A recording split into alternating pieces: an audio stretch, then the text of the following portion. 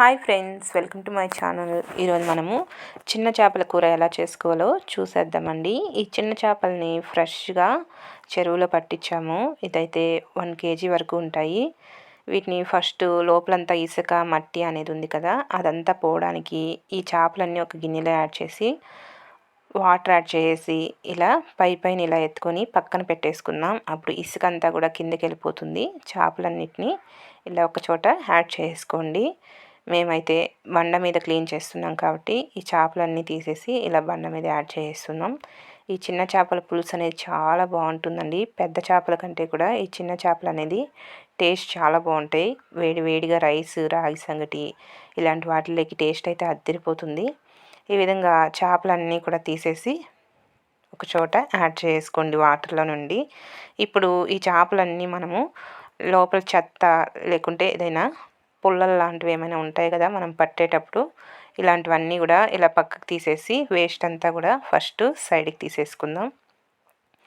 ఇలా కొద్దిగా ఇలా పక్కకు తీసుకొని మనము క్లీన్ చేసుకున్నట్టయితే పుల్లలు లాంటివి, వేస్ట్వి, పాచి అలాంటిది ఏదైనా ఉంటే కూడా ఫస్ట్ మనకి క్లీన్ అయిపోతాయి. కొద్దిగా ఓపిక్గా చేసుకోవాలండి. క్లీనింగ్ ప్రాసెస్ అనేది కొంచెం టైం పడుతుంది. ఈ విధంగా కొద్దిగా తీసుకుంటూ ఈ విధంగా క్లీన్ చేసేసుకుందాం. చూసారు కదా, ఈ విధంగా చక్కగా అంతా క్లీన్ చేసేసుకున్న తర్వాత ఇందులోకి వాటర్ కొద్దిగా యాడ్ చేసి 2 చేతులతో ఇలా అన్నట్లయితే మనకి చేపలు అనేది క్లీన్ అయిపోతాయి. చేపల పైన పొక్కు లాంటిది అలాంటిది ఏమైనా ఉన్నా కూడా మనం చేతులతో ఇలా అన్నప్పుడు అదంతా కూడా వెళ్ళిపోతుంది. ఫస్ట్ నార్మల్ వాటర్తోనే ఇలా చేత్తో అనుకుంటూ కొద్దిగా వాటర్ యాడ్ చేసుకుంటూ క్లీన్ చేసేసుకుందాం.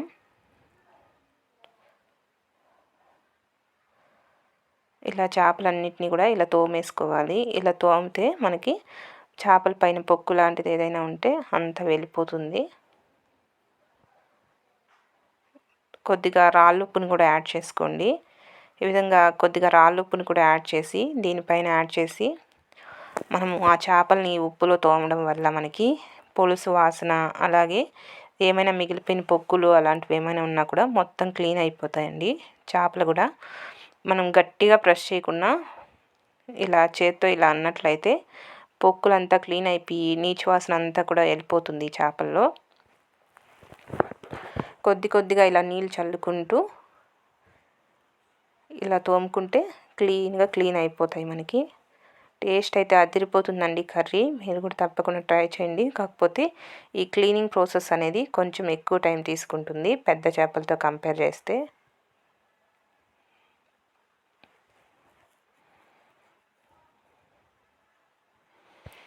చూసారు కదా, ఈ విధంగా మొత్తం కూడా క్లీన్ చేసుకొని ఇలా వాటర్ యాడ్ చేస్తే ఇక్కడ కనిపిస్తుందా మీకు, ఈ వేస్ట్ అంతా కూడా బయట వెళ్ళిపోతుంది.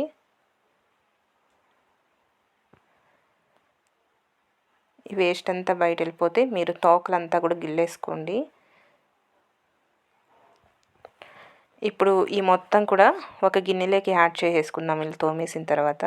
చూసారు కదా, ఇలా గిన్నెలోకి యాడ్ చేసుకొని మంచి వాటర్ని యాడ్ చేసుకొని బాగా ఇలా అంటూ ఈ చేపలన్నీ క్లీన్ అయిపోయినాయి కనిపిస్తున్నాయి కదా. ఇప్పుడు వీటిని సపరేట్ గిన్నెలోకి పెట్టేసుకుందాం.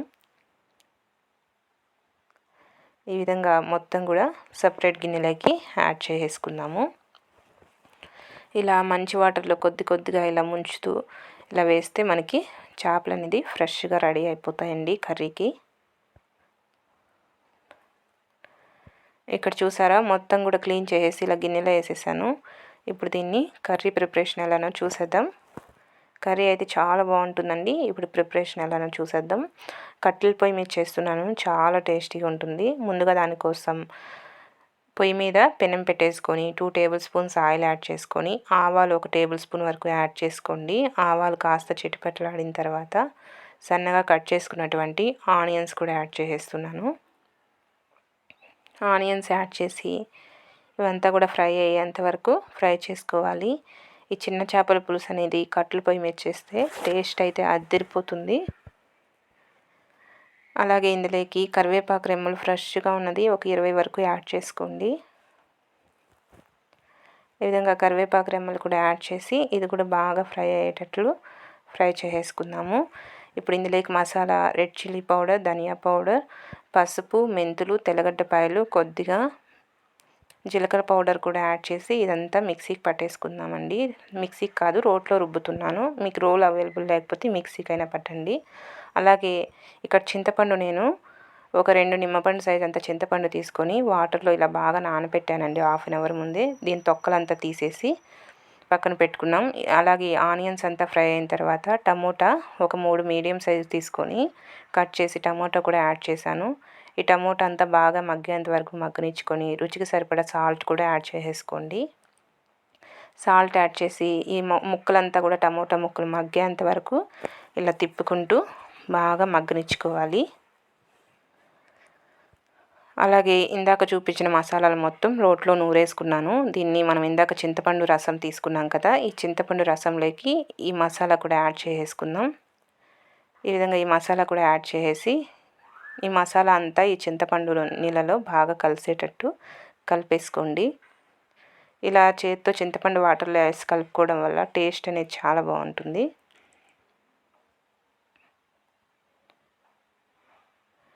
ఈ విధంగా మొత్తం కూడా బాగా మిక్స్ అయ్యేలాగా ఇలా కలిపేసుకొని మనకి టమోటా అంతా బాగా మగ్గిపోయింది కదా, ఇప్పుడు మనం ప్రిపేర్ చేసుకున్న ఈ చింతపండు వాటరు మసాలా అంతా కూడా ఇందులో యాడ్ చేసేసి ఒకసారి బాగా కలిపేసుకోండి. ఇందులో మీకు ఏమైనా వాటర్ కావాలి అనిపిస్తే మరి కాస్త వాటర్ని కూడా యాడ్ చేసేసుకోండి.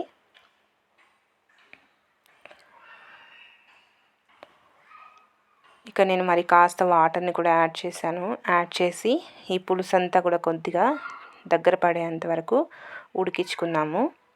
పులుసు అనేది బాగా కాగాలండి, అప్పుడే మనకి చేపలు వేసిన వెంటనే చక్కగా కుక్ అయిపోతాయి. కాబట్టి మధ్య మధ్యలో కలుపుకుంటూ ఈ పులుసుని బాగా కాగేంత వరకు కాగనిచ్చుకుందాము. చూసారు కదా, ఈ విధంగా పొంగుతూ ఉడుకుతూ ఉండాలి. అప్పటి వరకు బాగా ఉడికించుకుందాం పులుసుని.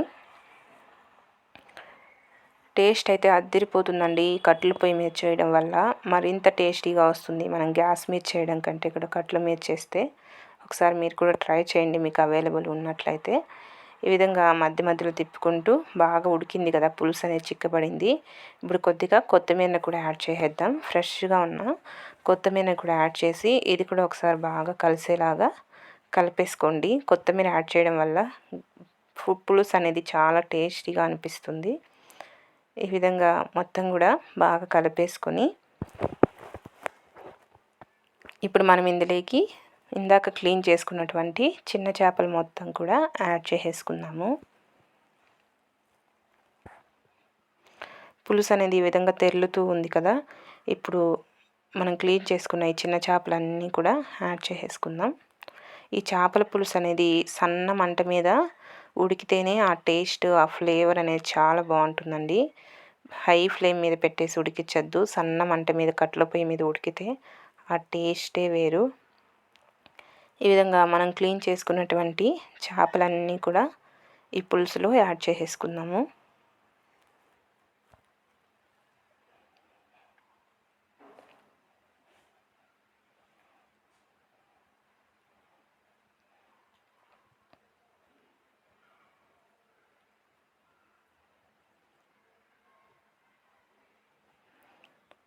ఈ విధంగా చేపలన్నీ కూడా యాడ్ చేసేసి ఎక్కువ కలపకూడదండి. ఎక్కువ కలిపినట్లయితే మనకు చేపలంతా విరిగిపోతాయి.